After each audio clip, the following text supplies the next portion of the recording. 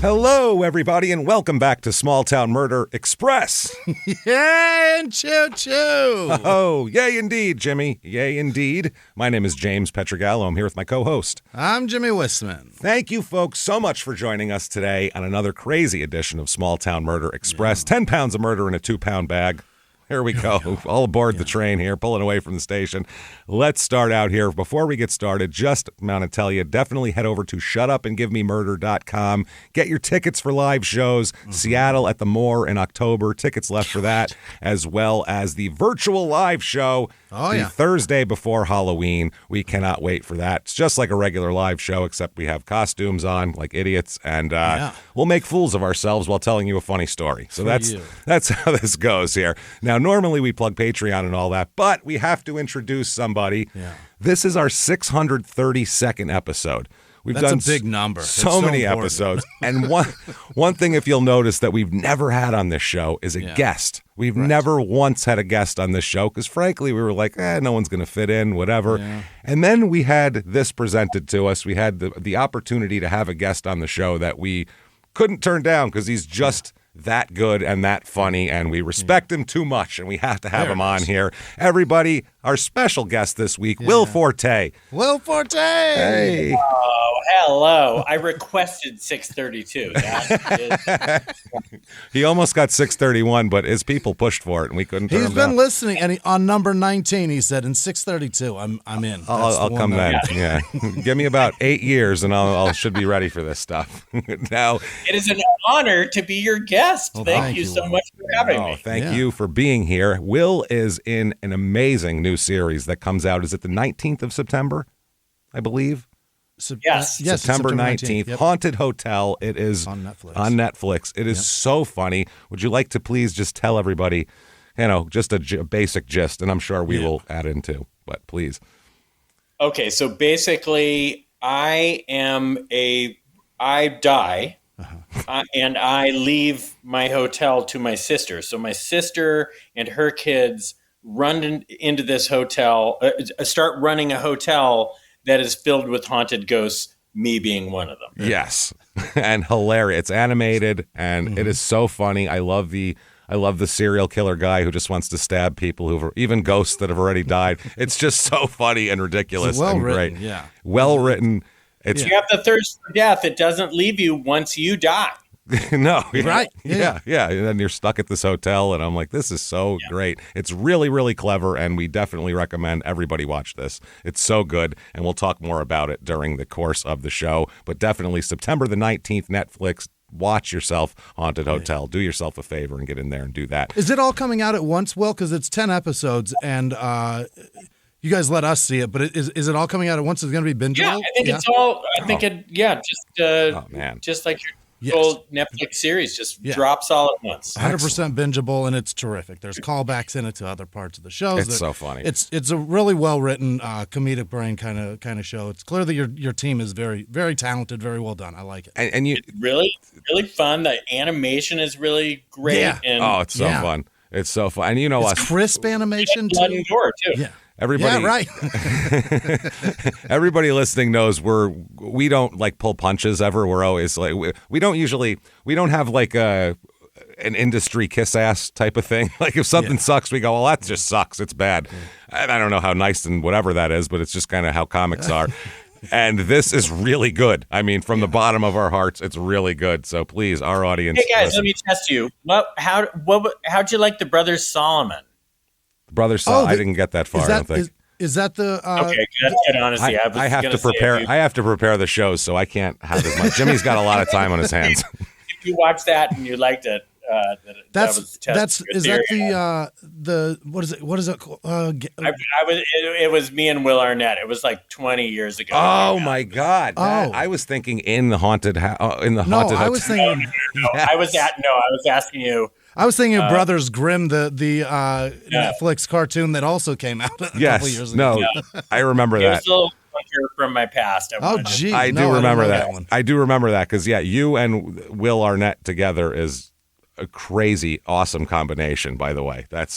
You two are ridiculous. So to have the two of you together is too much, man. I'm telling you. Here's what I'd like to see the mashup of. I'd like to see Job from Arrested Development and Jenna Maroney's boyfriend from 30 Rock. I'd like to see them do a series together in character. That's what we really need here. But all right, It's a yes on my part. Yes. Yeah. So, all right, here we go, everybody. I think it's time. We're going to jump Will into the little small town murder gang here. I think it's time, everybody, to sit back. Let's all clear the lungs, and let's all shout, "Shut up and give me murder." I love it. Beautiful. Let's go. I started rushing it. I was rushing it in the beginning. That's all right. It's all right. It's your first time, Will. It's understandable. You take self-direction even better. You're like, I'm fucking up. All right, let's go on a trip, shall we? Let's do this. Go. We are going to Ohio this week, to Willard, Ohio. You spend a lot of time in Ohio, Will? No, but did you pick Willard? No, because it's completely random and an accident, but that's how this show works. It's an odd serendipity here. One of 4 states that I've never been to, and I was just talking about how I want to go there and see the Rock and Roll Hall of Fame and the Football Hall. That's about all there is. No, that's about all there is. We make fun of Cleveland all the time because that's that and that Grandpa's Cheese Factory between Columbus and Cleveland. Yeah, that's a fun one as well. Yeah, Ohio it's a strange place. You're not missing too much, Will, but there's some stuff to be had there. This is in north central Ohio, about an hour and a half to Cleveland, about an hour and 40 minutes to Columbus, and about an hour and a half to Hudson, Ohio. Our last Ohio episode 591, the Best Friends Murder, which was a weird one, obviously, just based on the title. This is in Huron County, like the lake, like the Great Lake. Area code 419, population here 6,204. That's a real tiny town. It kind of sits out by itself. Median household income here, well below the national average. It's $46,679. So, that's not great. But median home price is kind of at par with this. It's $124,800. So that's good. That's insane. I don't know what $124,000 is your median home price. Yeah, that is low. That's nice. Motto here: the City of Blossoms. Which kind? Doesn't say. No. Anything. TV show. Yeah. Whatever. Yeah, that's all. Just girls with hats on. Funny hats with annoying best friends, And Joey. And Joey's, whatever he would be. Is that her brother?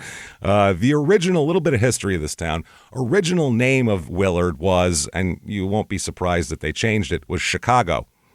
Whoops. Yeah, that's a swing and a miss. Well, that's kind of tough.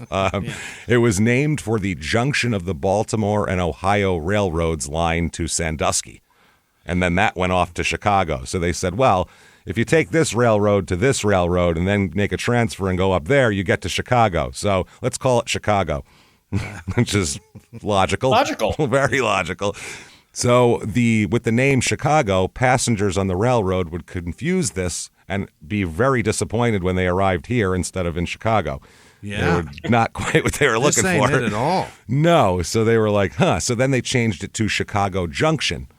However, the word junction didn't fit on boards, so that didn't work either. So they just had to change the name, and they changed it to Willard in 1917 after, 100 years of confusion. They finally figured it out that might be a better thing, and they just named it after the president of the B&O Railroad, Daniel Willard. That's pretty sad. They love doing that. I don't know if you know that about this country, Will, but there's a town. Ton of small towns named after somebody from the railroad. Just a brakeman. Nobody that matters. Just some railroad executive that came through there and like, we'll name it after him. You don't expect it to grow much if you're doing that. Yeah. Here's some reviews of this town. Okay, because we've never been there. We don't know shit. Mm-hmm. Will's never even been to Ohio. He doesn't know anything. Right. So we don't know anything here. Here's 5 stars in a review. The town of Willard is large enough to offer amenities like grocery stores, pharmacies, bowling alley, new hospital, and a new school, but also small enough to give you safe and homey atmosphere. Yeah. Okay, so that's the best we have. 5 stars. Okay. Excellent. Little small town. That's from the Chamber of Commerce, right? That's what I always say to him. Like, I think the mayor wrote that. That sounds fake. Here's a 3-star. The small feeling town, everyone knows everyone. The small feeling town. Small feeling town. Yeah, not the small town. You feel small. The town of Willard is a very small town, and the sports are tight together. Yeah, they are. Anybody have any idea what that means? Tight together. This person's talking about. I don't have my Ohio to English dictionary here. It's not sure. And the fast food is good. Oh, Yeah, okay. That's great to know. And so is the Mexican food. I'm sure in rural Ohio you get the best Mexican food around. Street tacos, they're famous for them there, honestly. Here's Churro town. Oh, huge. Here's 3 stars. Great small town with several industrial areas. I think that explains. I think there's something in the water leaking into it. It's here. Good school system and clean. Only bad thing is the drug problem. And then ellipses. It needs to change. It sure does. Uh-oh. And then That's everywhere. That's America, right? that's America. Every town they think it's unique to them. Hey, there's people on drugs here. This is crazy. I saw a guy, hang in there, Willard. I saw a guy nod off at a bus stop. You too? You too. Wow, the same guy must have been. Must be from Willard. Yeah, it has to be Willard and no other place. Here's 3 stars now. Now, this person, I feel like whatever's leaking into the water, they've had a lot of it because this is a very odd review here. Okay. Ohio is very cold, and I really did not like living there. Okay. People were extremely nice, but practically everyone smokes. Oh. Okay. It's an odd observation. Which do they smoke? Whatever. Anything. A pipe, corncob, maybe. It was beautiful when the snow would fall. A blanket of thick snow you could not but take in such beauty. Wow. The summers is nice. Okay. The summers is nice. Summers is nice. Not too hot and not too cold. I really enjoyed taking long walks with no dogs chasing me. Where have you been? What kind of review is that? With no dogs chasing me. Wow. I'm tired of this. My old town, packs of Rottweilers, it was common. That happens to you all the time, right? Well, that's a very common thing. Yeah. Always gets the cartoon. Actually, the animated series is just about Will being chased by dogs. That's I had to buy some steel jeans. smart. That's thinking. Yep. The best thing of all is the love everyone shows you, the family kind of love. I am terrified by that review. That's enough. That's enough reviews. Yeah, exactly.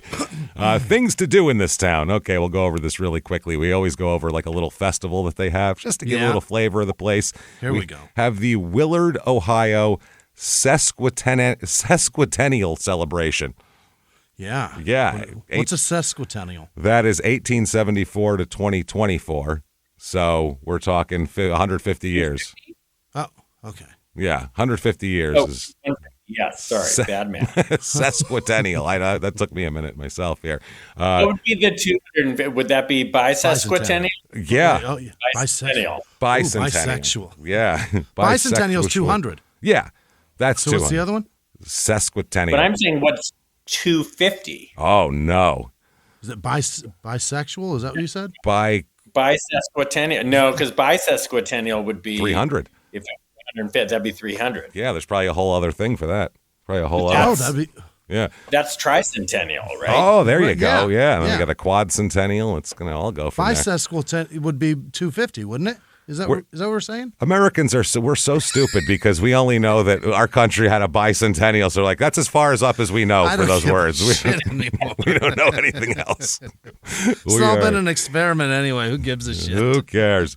So this particular festival has a bunch of weird like acts here. They have Diamond Rio will be there. Yeah. Is that a country band? Yeah. Jimmy? It's a I don't know very any country popular stuff. one. Okay. Yeah, what is that? Diamond Rio? See, Yeah. good thing I don't know either. I always refer to Jimmy. I go, is that like a famous actor? No, I don't know. It's so sad. In the 90s, Diamond Rio was a big deal. Yes. Okay, all right. Yeah. We have the cruise in with Phil Dirt and the Dozers. They're not famous. I don't know who that is. Yeah, they're all a bunch of elderly men. Yeah, they're all co-starring. Phil Dirt, that's very funny. Do you know, because Phil Dirt is like, Phil people want that. Yeah, shit to dirt. like level out your yard. You would see in like a rural area, you see a big pile that says free dirt. That's what that is. That's Phil Dirt. Phil Dirt and the Dozers. I like it. There's also high-flying pages, which is like a trapeze act, trampoline act, trapeze act. Then there's always fun. Always fun. Always fun to see almost a death. That's always good for the people. Yeah. You know what's the very safe version of that? When they, and I see this, I've only seen it at basketball games, when they're the people who catch the cups on their head. Yes. And they can throw it way up and somehow it flips around. I've never seen them drop them. No, it always lands right there. How is that? I don't understand those people. They don't fear for their lives. You know? No, some people don't. There's also a stand-up comedy. Oh, no, it's stand-up comedy and magic. Oh, Jesus, that's the worst. Matt Forte, Fore. I don't know. Saturday or summer night under the lights with this idiot, it says. Then there's the golf cart raffle. That's exciting. We all want to win a golf cart. It's a big deal. People love winning four-wheelers, too. The band Rolling Out of Cleveland will be there. That'll be very exciting. No, I don't think so. And they also have a festival called Rock Around the Clock, which has the exact same bands except for add the Muck Storm band. Okay. And they're going to have an event called Power Wheel Races, which I want to participate in very badly. Rednecks love to put unbelievable motors in these in kids' machines. Like the plastic? They will make those things do 40 miles an hour. It's Holy crazy. Shit. Okay, so we've covered Willard. Let's talk about some murder. What do you say, here everybody? We go. Yeah. Let's get into this here. Okay. Here we go. Let's set our sights on a neighborhood in Willard, okay? Yeah. It's a nice, quiet neighborhood. Real nice, and everybody gets along with each other, and everybody mows their lawn, and it's that kind of neighborhood, very suburbia. Now, and we're going to go to about 2015, but that's when the story takes place. But in 2014, in early 2014, a new person moves into the neighborhood. Mm-hmm. He's a 50-year-old man named James Blair, and he moves in with his mother, who is in her late 70s at this point. His mother's name is Billy Hinkle. They live at 4328 Kirkwood Drive, and James has just had a bad run of it here. He moved out when he was 20, and he's been on his own and done everything, had jobs and careers and apartments and all that kind of thing. And somehow at the age of 50, he finds himself unemployed and living back at his mother's house. Oh, no. Which is a rough turn of events for anybody. Yeah. Mom's been in Willard a while, and he's moving back in with her. Yeah, Mom's lived here for years and years. All the neighbors all know each other. It's a very, easygoing neighborhood. And then he moves in, and he's got some problems. What's he do? He had previously cared for his father, who was sick as well, so he used to have his shit, together. He had jobs, and he was caring for people. But at this point, he does not have his shit together. He moves in when he's unemployed and suffering from some depression, which if you're 50 unemployed and living with your mother is probably that's gonna help it out. Yeah, it's not gonna help at all. No. He also has some serious paranoia issues as well. Oh, all sorts of paranoid and weird about everything. He's weird. He looks out the window and sees a neighbor getting in their car and thinks that they're going to do something to him. Yeah, even though it's a backstory. They're not even looking at the house. It's just really weird. He basically moves into his mother's house early 2014, is real weird and kind of still leaves the house and does things. And then by September of 2014, he's not leaving the house anymore. No. He turns into a recluse lunatic and just sitting in his own house. He also hears voices, which is terrifying. And he speaks to the voices. Also has conversations with them, which is even more terrifying. Mm-hmm. I feel bad for this guy, Christ. And he believed that the neighbors were watching him even when he was in his room with all the curtains drawn. Do we know what did this? Is it just mentally ill, or is this don't drugs? Know. He showed up at Mom's doorstep at 50 and was like, I'm messed up. This I is need what to the be here. world did to me. Yeah. I'm not leaving now. Yeah, exactly. And on top of that, he's convinced that the neighbors want to, quote, take him out. That's the words he uses all the time. Oh. They're going to take me out. Yeah. Luckily, he's not taking any medication or seeing a psychiatrist of any kind. So that's helpful. And, to add to that, he also drinks heavily on a daily basis. Doing great. That's excellent. Excellent. You can get depressed and hear voices just from that. So that's a lot. Living with mom, forget it. In the summer of 2014, before he stopped leaving the house, he got really shit-faced, drank whiskey all day long, grabbed his mother's .38 revolver, and went out on the back deck and just started firing shots off into the air. Just into the air. Yeah. Scaring the shit out of the neighbors, and people called the cops on him, and it became a big deal, that happened. Now, it's sad because there's some nice neighbors around here, too. They have a next-door neighbor named Linda Louise Scioto. She is born in 1953. She's about 62 years old at this point in time. She has 3 kids. Her kids have all done well. She has 2 sons and a daughter. Her one son lives in New York City. Her daughter lives in Columbus. So her kids have spread out. She's lived a life and she's settling in now and wants to move away from this neighborhood because she likes to buy houses and rehab them. Oh. She's a fixer-upper. So she bought a house in Columbus and she's been fixing that up, and she's going to move into that later on in 2015. She's retired from the railroad. From CSX Railroad. Everything has to do with the railroad in the middle of the country. Yeah. It's all railroad based.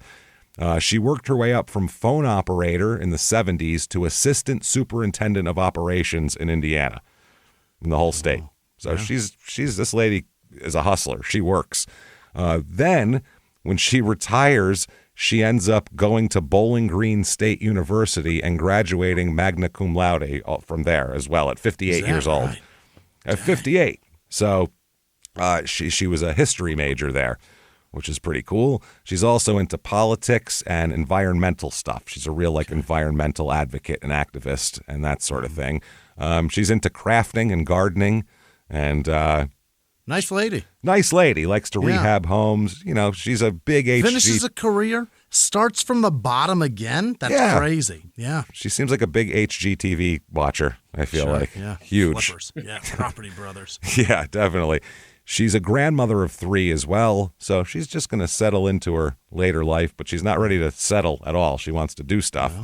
Her house in Willard is right next door to Mr. Blair and his mother there. She lives. I don't like where this is going. No. Will has caught on to your ruse, James. What gave it away? Small town murder? We're in a small town. This guy's crazy and drinking heavily. Oh, shit. And this lady seems nice. We're in trouble. This is an issue. Just shut up and give me some murder. I love it.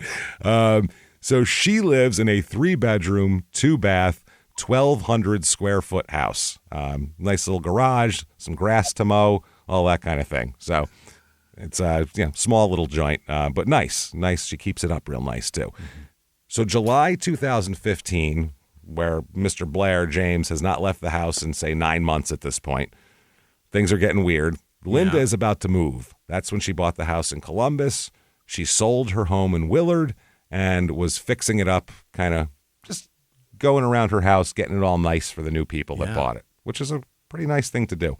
Sure. Not bad. I've never bought a house where somebody did that. It's always no, it's always destroyed in some way, shape, or form. So it's weird.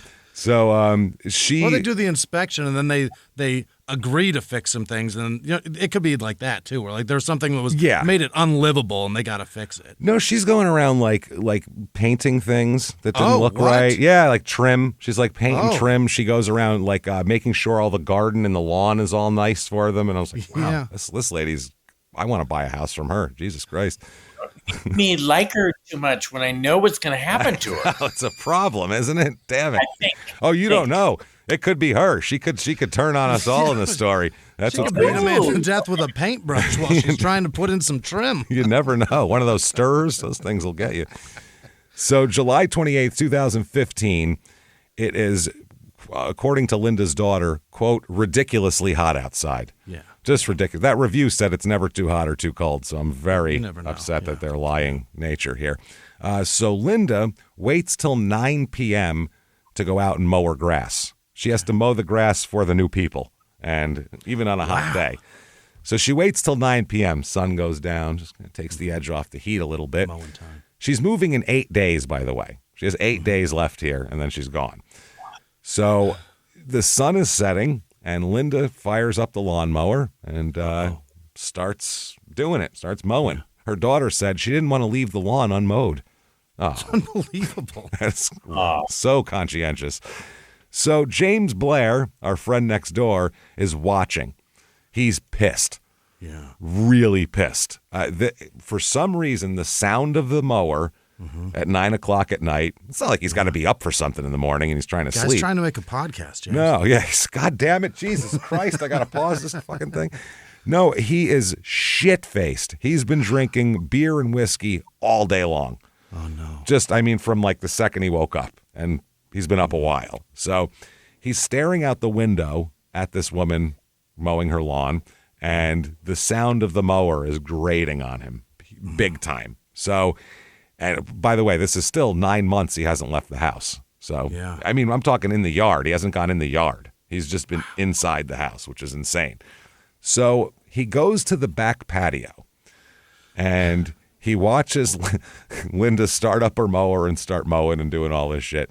At one point, she can't see or hear him, but he screams out. He calls her a, quote, she-bitch. Yeah. I don't know where he pulled that out of his ass, but That's you she-bitch? Those cancel each other out. It's not even an insult. The weirdest thing I've ever heard. Yeah, that's a very strange thing to say. Yeah. You he-dick, it's a very weird thing. Strange. And he gives her the finger, too. Fuck you, she-bitch. She doesn't know this is even happening. She's mowing. It's dark out. She doesn't care. So he goes to his bedroom and sits there for an hour and stews. Yeah. And I picture, too, like he's still got posters on the wall from when he was like 11. I absolutely picture he's born in 65. Yeah, he's got like H&R duties. Yeah. He's got HR puffing stuff shit up and like all sorts of weird 70s things going on here. So he's a couple nagel prints. Yeah, totally. Cowboy sheets. He's got it all. Little horsies. So he sits there for an hour and waits for the mower to stop, and it just doesn't stop, man. She just keeps mowing. Yeah. How dare this she-bitch mow her lawn? This is ridiculous. So he's very upset, sits there for an hour, and then he says, I can't take it anymore. I can't take it anymore. I'm done. And so he gets up and walks over to his mother's bedroom. His mother's not in her bedroom at the time, and he opens up her nightstand drawer, and in there is her trusty .38 revolver. 38. So it's the same gun he got busted shooting off in the back porch the last time he was out of the house, pretty much. So he takes it, and he holds it, and he sits there and considers for a while, and then he decides for the first time in 9 months he is motivated to leave the house. Yeah. By this incessant mowing. Hey, everybody, just going to take a quick break from the show to tell you about Live It Up. Oh, let's liveit.com. That is correct. Moms out there, talking to you. You do everything for everybody. Everything for everybody else, and somehow your own wellness is going to get bumped to the bottom of the list. That's where Live It Up Super Greens comes in. It's a daily habit that actually works. No hassle, no fuss, just scoop, mix, and go. Whether you're tackling school drop-offs, you got conference calls, you got a laundry mountain, whatever you have going on, work is tough. This is one easy win that supports digestion, energy, and immune health in just 30 seconds. Live It Up Super Greens is an all-natural blend of over 20 superfoods formulated with organic vegetables, probiotics, digestive enzymes, and naturally derived ingredients. Just 1 scoop a day can promote gut health, support your immune system, and give you that feel-good energy that you can count on. You need that. It's designed by nutritionists and third-party tested for purity. It makes it easy on your stomach. They don't have that grassy taste. You're not going to taste that chalky texture. None of that garbage. Yeah. You just mix it in water, milk, or a smoothie and make it a healthy habit you'll look forward to. You'd never believe a green drink could taste so good. And if you haven't mixed Super Greens into your routine, Live It Up is a must-add. It tastes so much better than the others. It's way more affordable. Live It Up Super Greens also offers premium quality without the premium price. It's one of the most affordable ways to support your daily health. It's a small habit, but has a ripple effect. 96% of people who take Super Greens daily say it helped them increase their daily intake of vegetables and help them feel healthier. And it's free from sugar, dairy, gluten, and anything artificial. It's something you can feel good about every single day, whether you're juggling work, kids, or just trying to feel a little bit more like yourself. Live It Up Super Greens are a small step that makes a big difference. Live It Up is offering you 15% off your first order, including subscriptions, with the code SmallTownMurder. Plus, shipping's always free. Head to letsliveitup.com/smalltownmurder. Use the code SmallTownMurder for 15% off your first Super Greens order. These statements have not been evaluated by the FDA. This product is not intended to diagnose, treat, or prevent any disease. Now back to the show. So he walks next door. He goes out the back door and walks next door and sees Linda. She's just mowing, just a 62-year-old lady mowing her lawn, doing nothing. She looks up and sees him approaching. So she says, hi, like a normal person would. He approached her without saying anything, by the way. She's saying hello and, hey, how's it going? And, can I help you? Yeah. He walks up, just silent as can be, walks up and just raises the gun and, according to the police report, quote, shot her directly in the face. Whoa. Just boom, right in the face. Yeah. Which is insane, obviously. Didn't even say anything. Now, the bullet goes through her finger first because she was... Put her hand up. Yeah. She was waving. Oh, Jesus. She wasn't even blocking. She was waving. She goes, hi, neighbor. And he shoots her in the face, which is... Oh, no. Pretty fucking insane. And the shot goes into her right cheek, and she's dead within seconds. As she hits the ground, she's dead pretty much. So you'd imagine, okay, that's the end of the story, but that wouldn't be the show if that was the end of the story. No, so never is. He shoots her. Ooh, yeah. He stands there for a minute, overlooking the corpse, and goes, Jesus, now what do I do? He goes, well, I got an idea. Her lawnmower's still running. No! So he grabs her lawnmower, which is a ride-on mower, and takes it, goes out, does a little circle around the yard, and runs over her body with the riding mower. Oh, my God. Oh, my God. He did a victory lap around the yard and then hit an old lady with her own mower. It was just easier than a three-point turn, I think. You did the loop there. There's not a lot of reverse on those. Will's face is this is his first episode of Small Town Murder. It's what I was hoping for. Yeah, I was hoping for it and dreading it at the same time. That is unbelievable. Oh, my God. Did anybody see it? No, but somebody heard it. Somebody heard the like when it bottoms out. Yeah, when you get that high patch of grass. That is horrifying. So that's going to be the grossest noises ever. That is god awful. So he just ran over her and kept going, and then he got off the mower and went back in the house and sat back down in his room like nothing happened. The mower caused a huge gash on her arm, broke both the bones in her lower left arm, cut off her finger, really chopped her up good here. Yeah. The coroner later would say that the mower blade caused a severe wound to her left arm and hand. So he walks home, goes into his bedroom, and just acts like nothing happened. He just got himself some fruit snacks and sat down and, or whatever he does. I don't know. So he didn't disappear. He didn't turn it to mulch. No. It's just now she's just even more mangled. Just mangled. And it's more of a horror scene. That's all. I mean, the comfort that I take is you did say that she died within seconds after getting Thank goodness face. For that. She didn't know. It's like that was just an empty vessel. Yeah, she didn't know she was getting mowed, which is good. That would be still very gross. It's very gross. Yeah. So 9:15 comes around at night. This all took place very soon here. Yeah. Mom realizes that where's my gun? Which, who checks for their guns every 15 minutes or so? Is that what everybody does? Somebody who's aware they live with a lunatic? Yeah, maybe. Yeah. So she realizes, Billy Hinkle, his mom, realizes her gun is missing from her nightstand. And then she sees him come back in the house and go in his bedroom. And she said, "Where's my gun?" And he said, "Oh, right here," and just gave it to her. No problem. Yeah. So she doesn't call 911 at this point. Does she check to see if any rounds have been fired? No, I assume she heard the 38 from 35 feet away, next door. Yeah. And she doesn't call 911. She called her sister, mom here. Then she just put the gun into her bag and left. She packed 2 overnight bags really quick and drives to a family member's home on Church Street in Willard, to her sister's house.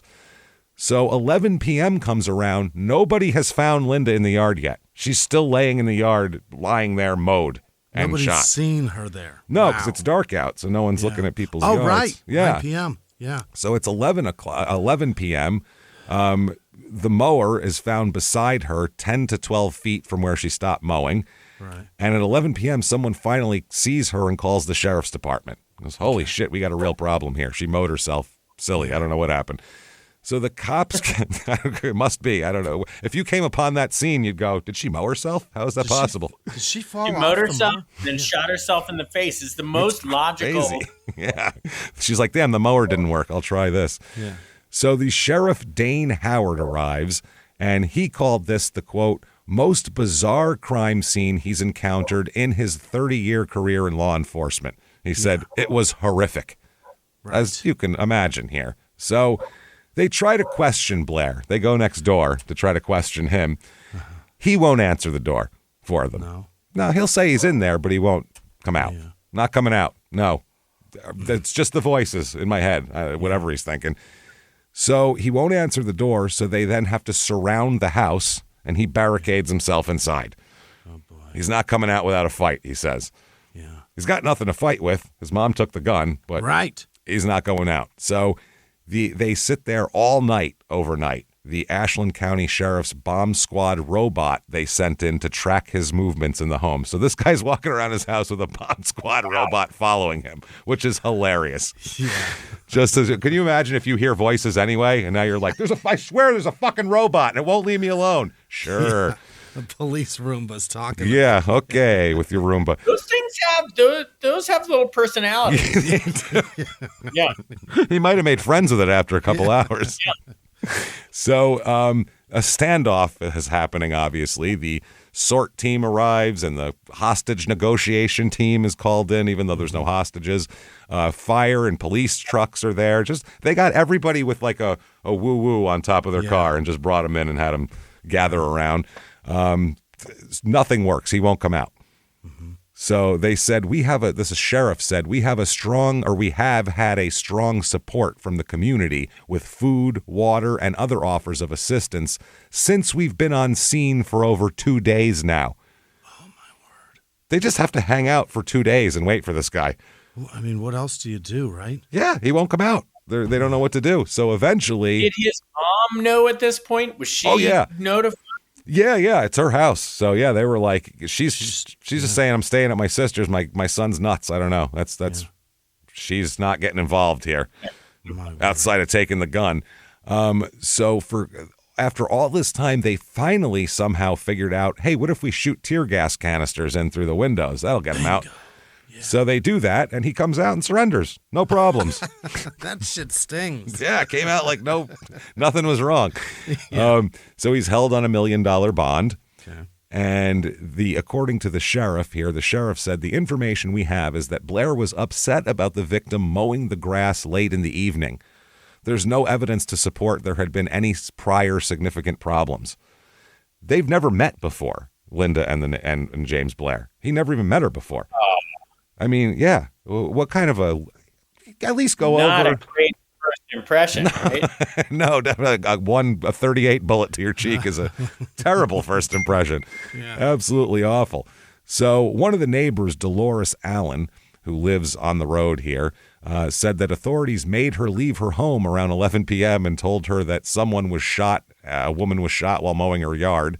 She said, I have no clue what happened, but I did see her coming and going. I went to my son's house. She said, it's actually a very quiet neighborhood. Not now. So now the cops are wondering where the gun is. Where's the murder weapon? Yeah. Is what they want to know. So he says, I gave it to my mother. It's her gun. Okay. So they call in his mother, Billy Hinkle, to the police station to say, we need the murder weapon here. We got to get that. So she starts telling a whole web of lies, this mother, out of nowhere. Why? She lied to the detective, the lead detective, Rich Larson, another detective, Caleb Zander, the detective sergeant, Josh Quirin, the chief deputy, Ted Patrick, and a BCI special agent. All these different people talked to her, tried to crack her, and she just had lies for all of them. And different lies. Fun. They evolved. At first she said, I don't know what you're talking about. I'm not hiding anything. Yeah. They said, well, we know you have the gun. We know your son had the gun. So then she said, well, I have no idea where he would put the gun. What do I know? Yeah. And they said, well, he said he gave it to you. And she said, oh, that's right. Yeah, it's in Kentucky with some relatives. So she went from, I don't know what you're talking about, to, oh, that gun. Yeah, that's in Kentucky with relatives. Wonder where his instability comes from. Weird, right? Yeah. So this happens over the course of a couple of days. They bring her in more than once. And then they finally bring her in on July 30th. And they go, listen. My mom's birthday. Happy birthday, Will's mom. She sounds like a hilarious lady, so I like her already. They bring him in, and they're like, we know you have the gun. We know you had the gun. Where'd you put the gun? So she's sitting there. She has her purse on her. And she says, there's one last place I haven't looked for that thing. I'll tell you, because I can't find it. I looked all over. I tore my house apart. Can't find it. I tore my sister's house apart. Can't find it. Reaches into her purse and pulls it out. Here it is. Oh, here it is. The one place I didn't look, in my purse. The whole time. So, then the detective said, quote, she said she didn't know how it got there. Yeah. We brought a lady into the police department armed, and we didn't know. No clue. Unbelievable. Just sitting in the interrogation room with a loaded .38. She said that Blair must have just slipped it in there. Yeah. I don't know. And I just happened to, first I thought I brought it to Kentucky, but apparently I didn't. Yeah. Then after a while, she finally breaks down and admits the truth that he gave it to her and she put it in her bag, and it's been in there the whole time, the whole first interrogation. Yeah. They didn't search her. Like an engaged husband that came home from his bachelor party with 3 condom wrappers in his pocket. Yeah, just the wrappers. Yeah. And what happened? And a pube in his teeth. That's great. Yeah, my friends did it. Yeah, they did. They're crazy. You know how they do. So mom's arrested too. Now, yeah. She wasn't going to be arrested at first, but the fact that she held out on the gun for a couple days, they arrest her and set her bond at $50,000. Sure. Now, in court, they bring him in court for his arraignment, and Blair wanted to make a clarification on what the prosecutor was describing of his actions. And he heard the whole thing. He took her, he shot her, he ran her over and gashed her all up and did all this stuff. And he said, excuse me, I ran over just her head. Thank you. That was supposed to make it better, apparently. Excuse just me, her head. Listen, guys. Yeah, I'm a little full of shit here. I don't like it's ridiculous. So he's indicted, obviously, for aggravated murder. Those are separate things. Yeah. Felonious assault, gross abuse of a corpse, which is the most apt fucking charge I've ever heard for this. 100% agree. And weapons specifications. Now, his mother is charged with tampering with evidence and 2 counts of obstructing justice. Yeah? Yeah, which, I mean, that seems right, too. Now, the main thing is he competent? Is he going to, is this guy a Looney Tune or what here? So what do we do? So the first evaluation finds him competent to stand trial. Yeah. But the defense kind of appeals that and requests another evaluation, and the state agrees to that because they have to pay like $3,500 for this guy, a Dr. Bob Stinson. And the defense had a hard time finding a mental health expert, they said. They said he's willing to do this evaluation in Huron County. He's as impressive as any as I've ever seen, the lawyer tells the judge. You got to give me $3,500, please. This guy's awesome. He's so impressive. He's so good. He guessed my card. He knew it all. So the judge says, well, he seems qualified, and the public defender for Blair says, I believe Blair was not competent when he was taken into custody. So they said he will be competent as long as he maintains the proper medication is the problem. So he also said the judge said there's certain things that jump out at me here about this guy, so I would like another evaluation. So his final evaluation in August of 2016 finds him competent to stand trial. They judged that he understood the wrongfulness of his actions at the time based on the fact that he didn't really hide anything, though. No, I mean... He just walked home. He stayed in his house, though, for 2 days. That kind of indicates he knew what he was doing was wrong. That's true. If you didn't understand why the cops are there, you'd go, hey, why all the lights? What's the deal? Yeah, what's going on here? Keep it down. The last person that was loud out there. Yeah. Yeah. I don't want any of your tickets to the policeman's ball. Fuck off, all of you. Or your pancake breakfast. None of that shit with the firefighters. I'm not doing it. So his diagnosis is a mood disorder with psychosis. That's a fun one. I like to get a little psychosis on the side with my meals as well. With your mood diagnosis. Yeah, that's what you got to have. History of depression, anger issues, and suicidal and homicidal ideations. Yeah. So, yeah, it's a problem. Now, before the trial, Blair asks the judge about selecting jurors because they're talking about he likes to wear his jail uniform. That's what he's comfortable with. Enjoys it? Loves it. Yeah. He's like, it's a jumpsuit. It's like a futuristic outfit. You know what I mean? It's comfy. Yeah. Yeah. Flowy. Yeah. Doesn't chap my nipples. Oh, you don't want to chap your nipples. No. So he asked the judge, this is kind of my fit here, He said, you think this would be bad while the jury's being selected? And the judge told him that, you can't wear a jail outfit while you're around jurors. That makes you look like a prisoner, which makes you look guilty. So we'd like to put you in some normal clothes. And he said, all right, that's fine. And then they told him that no jurors would be eliminated without him being consulted. Like they won't use any of their strikes. And he's like, okay, fine. I guess I'll put clothes on. Okay. So they encouraged him. The judge said it might give the wrong impression to the jury if you wear your jail uniform, as comfy, cozy as it looks. Sure. So he said Blair indicated that he, quote, might have some clothes in his vehicle. So, really? he just has a pile of wrinkled clothes in his car that he sent his public defender to his house to go get. So right now, Will, do you have any clothes in your car?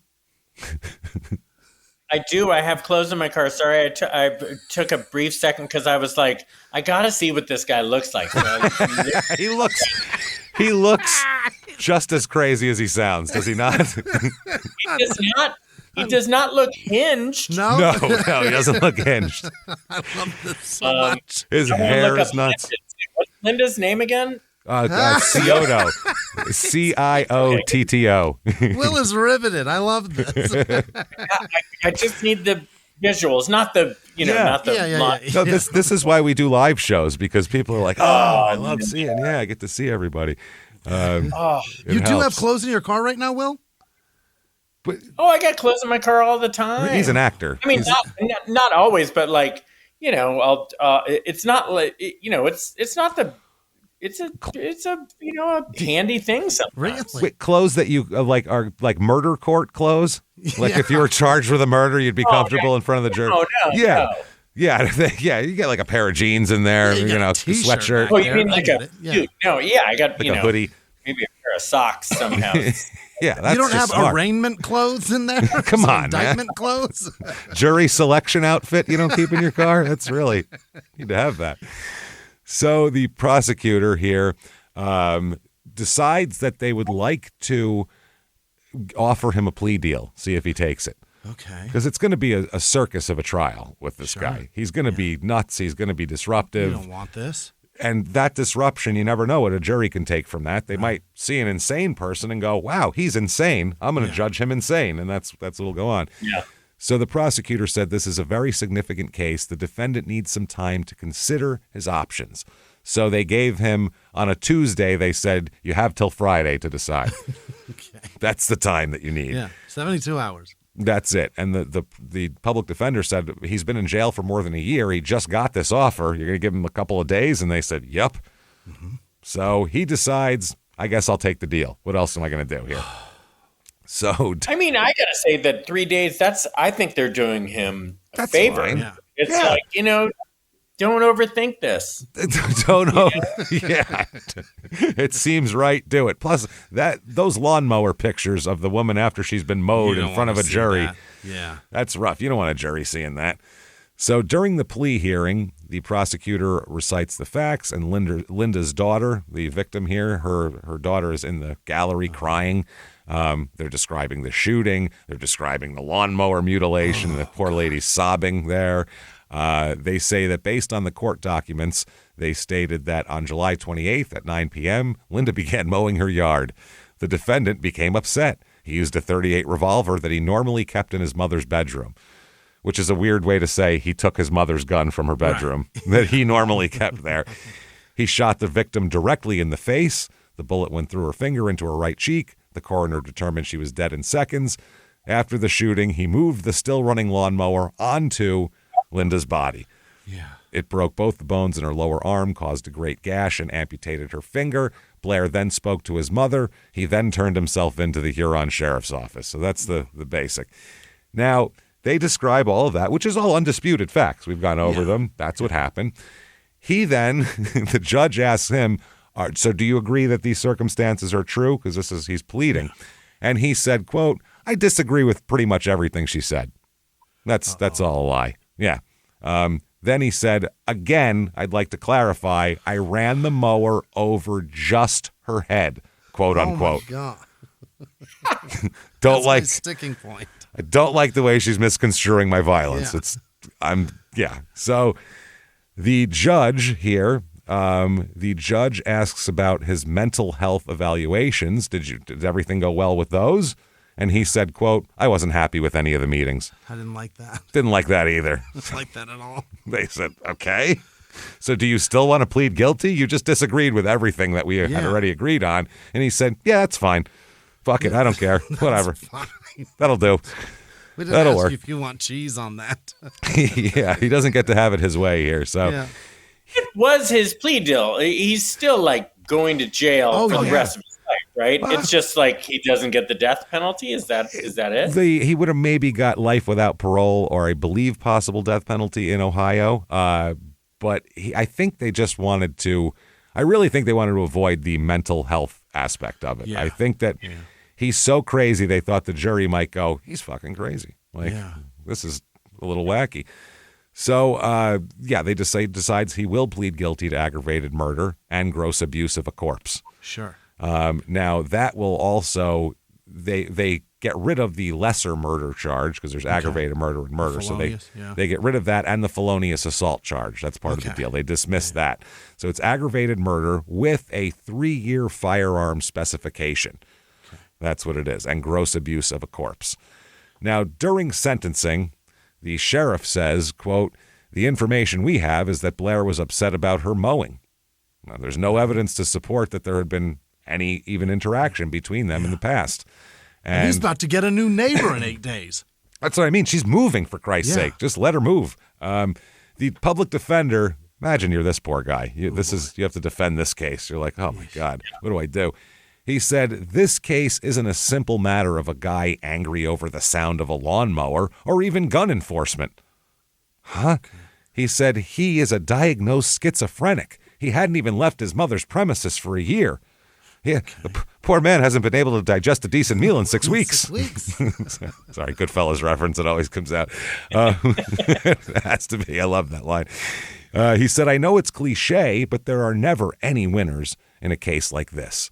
Then they said, would you like to say anything for yourself, Blair? And he says, nah, I think that's about right. No, that's fine. I'll cheese on that. I ran over her head. Let's just keep it with that. You got that quoted? Okay, good. We're going to stay with that then.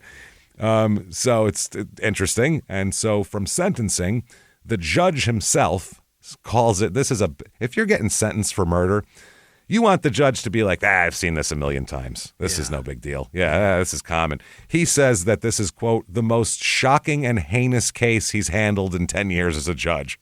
Yeah. It's a bad sign if you're a defendant. He said, by all accounts, Linda sounded like a hard worker and a loving mother who was loved and respected by the people who knew her. You, sir, may fuck off. 20 years to life for aggravated murder, an additional 3 years for the firearm specification, and 11 months for gross abuse of a corpse. The total is 23 years to life. Okay. So he's eligible for parole at age 73. Okay. He's not getting it. Just 20 years. Yeah, 23 years. That is. We'll just need to tick off a couple of names that he's got. He's like, I'll only do 23. 23. I don't care. That bitch with her weed whacker is going to get it next time. I'll tell you what. Watch out, Will's neighbors. Oh my God. The one question that keeps popping up is like, did they ever catch the person who then ran over her hand and severed? He got away into the night, that guy. Never pinned him down, I don't think, unfortunately. Somebody came back and ran over her hand. It was like, oh shit, a free mower ride here. Yeah, I can get away with this now. Holy shit. By the way, the "you sir may fuck off" if you might find that crazy. That's we do a show called Crime and Sports as well, and there's a English soccer star who he killed somebody, and the judge gave him, like, read him the riot act, like the British riot act, though. You know what I mean? Like, absolutely eviscerating this guy in this wonderfully legalese in British accent. Yeah. And at the end of it, all you could think is he said, "You, sir, may fuck off." That's all he could have possibly said. So we've kept that forever now, for years. So now we still have Mom. She's got legal proceedings too. Old Billy here, Billy Hinkle. She's 74 years old at this point.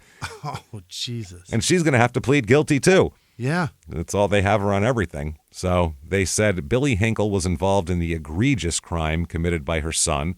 After murdering Linda, Blair returned to the home, went into his bedroom, but Hinkle didn't call 911. She called her sister. She then began packing her bags. When she checked the nightstand, she realized her .38 was missing. She spoke to her son in her room. She asked, "Where's my gun?" He produced it and gave it to her. She slipped it in her bag and left. It wasn't immediately when he got home. It happened later that evening. So they said after Hinkle got the murder weapon from Blair, she placed it in an overnight bag, took it with her when she left to go to a family member's house. That's what happened. And she said, "I only ran over her head." No, she didn't say. I ran over her hand. It was me. So this is they talk about all the lies she did. They recite her ridiculous, "One more place I need to look, my purse." Yeah. Oh, yeah, there it is. So the sentencing for her, "You, ma'am, may fuck off as well." She pleads guilty to obstructing justice, and they dismiss tampering with evidence and one count of obstructing justice. And she is facing 6 to 18 months for obstruction of justice. It's a 4th-degree felony. She's 74 years old and has no previous felony convictions or anything like that. So the judge says that this is going to be a community control sanction, not jail. Mm-hmm. So we're going to send her home with an ankle monitor, I assume. We're going to handle this in-house. Yeah. Which, if you see an old lady with an ankle monitor, that's badass. That's a bad woman.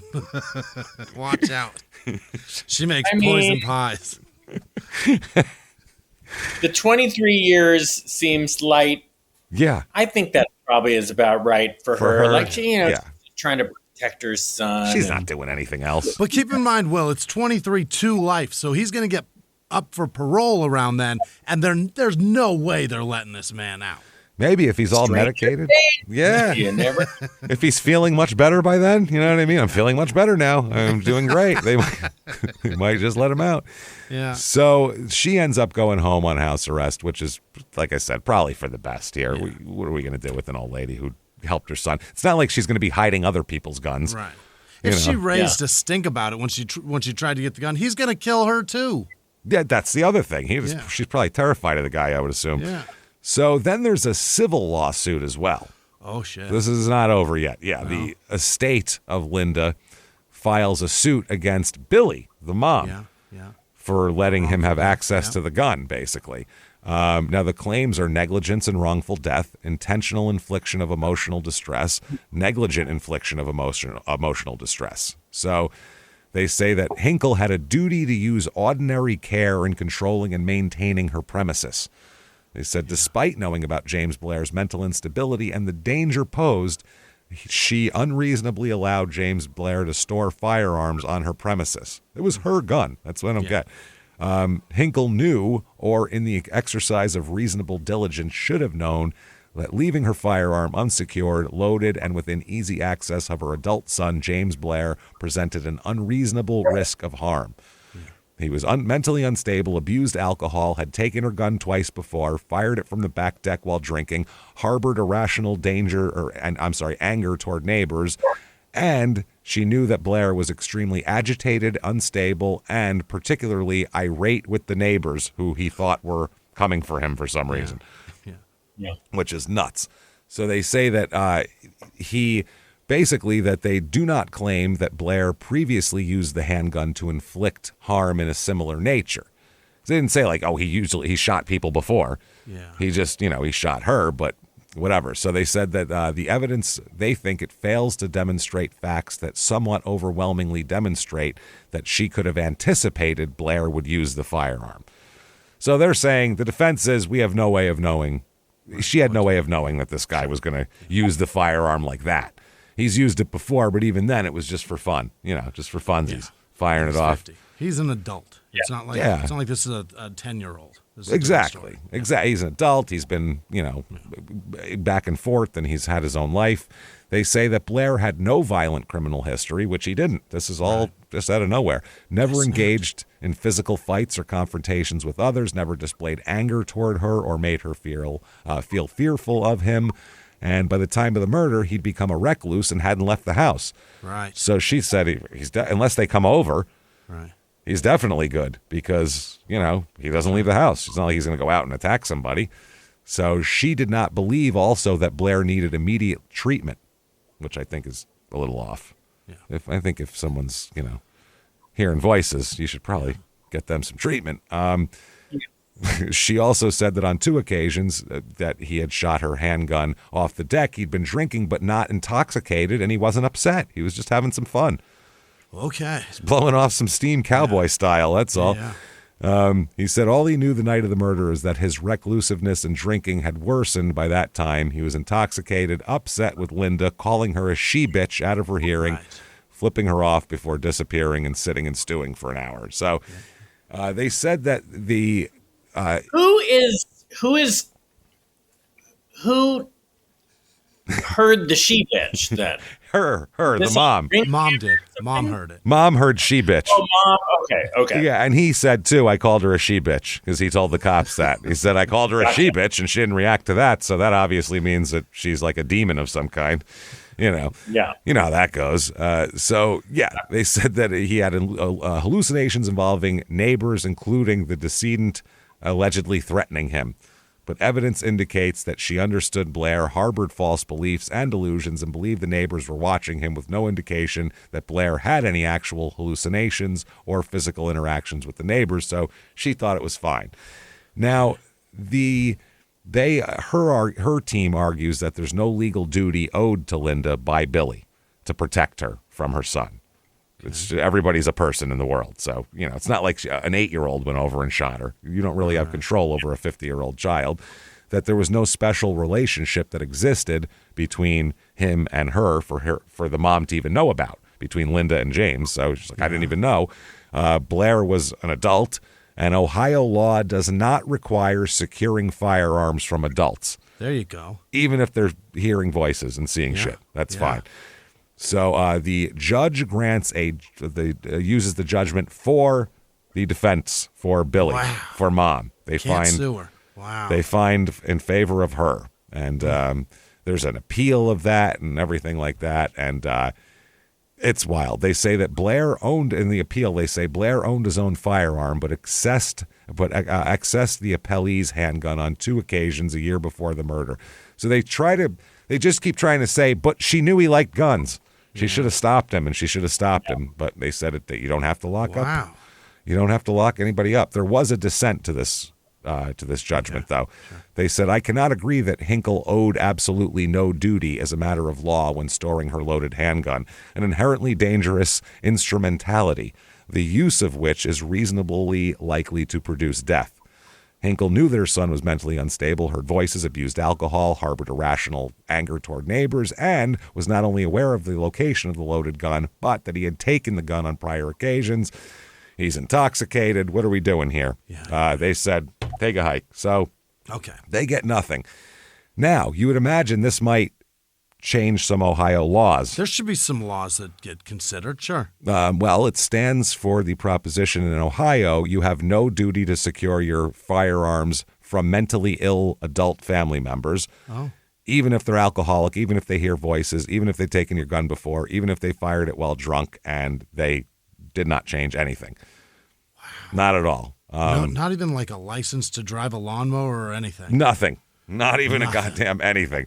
So, and no duty to protect neighbors from easily accessible loaded weapons. So basically, every man for themselves. Wow. Every mower for themselves. Get out there on your mower and watch out. Want to visit Ohio, Will? Yes. I mean, look, this is, I'm not holding this against Ohio. This is, you know, I think about, I think of a couple things. Number one, the people who moved in right after that. Imagine that. Move in? Oh, we have another little Easter egg for that, which is fun. Okay. So, yeah. Okay. Sorry. No. It's that you were right on. That was like a perfect setup. But more like Linda, I just feel so bad for her. She's like Danny Glover in Lethal Weapon. She's too old for this shit. It's just like right. She's almost out of it. Gets pulled back. I got 3 days to retirement. Chris Rock comes and knocks up her daughter. God damn it. So James Blair at this point is at the Allen Correctional Institution. He is prisoner number A691018, if you want to find him. He looks insane. I wouldn't advise interaction, Don't fuck probably. with this guy. Yeah. Not sure. It looks like here his first parole hearing will be in June of 2038. Mm-hmm. So that's a while. Now, the murder house itself. Yeah. The murder house here. I'll show you guys here. Will wants to know. See that. There is the murder house. I don't know if you can see. There's that. I got more pictures of James Blair up now. Okay. Oh, you got It's a nice place. Yeah, it's a nice little house. There's the lawn that caused all the... Wait, show me again. Sorry, show me again. I was looking at James Blair. There we go. Oh, yeah. Nice, cute little house. There's the lawn that caused all the problems, as we can see. Oh, wow. Oh, all that grass. If only somebody would have just thrown down gravel this whole... Some fake turf. Some fake turf. Everything could have been avoided. But this one's on global warming. It was hot. If she had just mowed it earlier in the day. Damn it. It wasn't so hot. Oh, man. It's all the humidity. That's what it was. Fucking global warming. So it looks like this house is for sale at this moment. Right now. It looks like Will, you guys. let's pool our money, Will. Hey, we're putting it in. Let's do it. What's it for sale for? It is, let's see, 4340 Kirkwood Drive, Willard, 3-bedroom, 2-bath, 1,200 square feet, $204,800. So... Oh my gosh, what is that? We could do that. 80 grand. Wait. Not even 80 grand a piece. Hold on. Whose responsibility is it to mow the lawn, though? We got to figure that out. Will. I'll take it. Okay. As long as Will will take that. I'm a little worried to mow the lawn. I wear a metal face guard whenever I do. Bring those steel jeans. I wear steel jeans. He wears his dog running jeans. Yeah. And a jousting knight's outfit as well. Face mask and everything. That's smart. Well, that's very Incredible. smart. See, we knew you were good. Mower. I just chew all the grass. So that, everybody, is Willard, Ohio. Wow. And a crazy ass little story here. I mean, that unbelievable. This is what happens all the time and all over the place. Just people shooting their neighbors, running them over with lawnmowers. It's normal. It's just regular. So if you like that story, get on whatever app you are listening on and give us 5 stars. It helps tremendously. Follow on social media. We are at Small Town Murder on Instagram, at Small Town Pod on Facebook. Do all that stuff. Shutupandgivememurder.com is where you get all of the tickets for live shows. Especially, we have the virtual live show coming out the Thursday before Halloween, so get on that. Tickets are available right now. Also, Seattle in October. Everything's sold out up until then. Let's go. At the Moore. Few tickets left there, so get in there and sell that out and do that. Patreon.com/crime and sports. You get all the bonus episodes for $5, and you get the back episodes. You get ad-free on all of our shows, and you get a shout out at the end of the regular show. But Will here, watch September the 19th. That's today.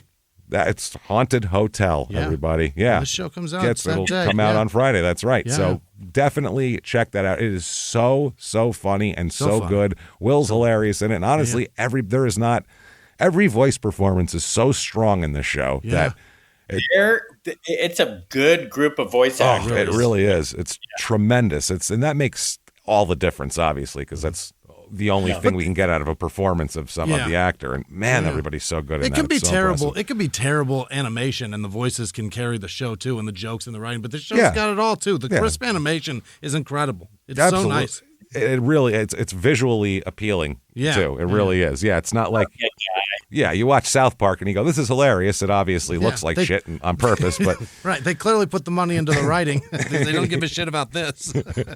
But this is like just a tremendously done project. What a project! It's great. And Will, honestly, I looked at your IMDb, and you are a working son of a bitch, man. Wow. You are, dude. You are not lazy. Very fortunate. Yes. I after SNL, I wasn't sure I'd ever get a job again. Really, man. Door, and I just got really, really fortunate. So I feel very blessed. That is as the Macho Man Randy Savage always said, the cream always rises to the top. Will, and that's you. You are the cream, my friend. You have risen to the top. And honestly, we love everything you do. So it's been Thank you for being a part of this. So much fun having us. It's a real honor to be on here with you guys. 632. 632. It's awesome. It's our special number, the three of us. That's right. And remember, you have lawn duties. So just so you know, you're on lawn duty. Watch out for that. So thank you so much to Will. We appreciate you. And everybody out there, if you want to follow us on social media, head over to shutupandgivememurder.com.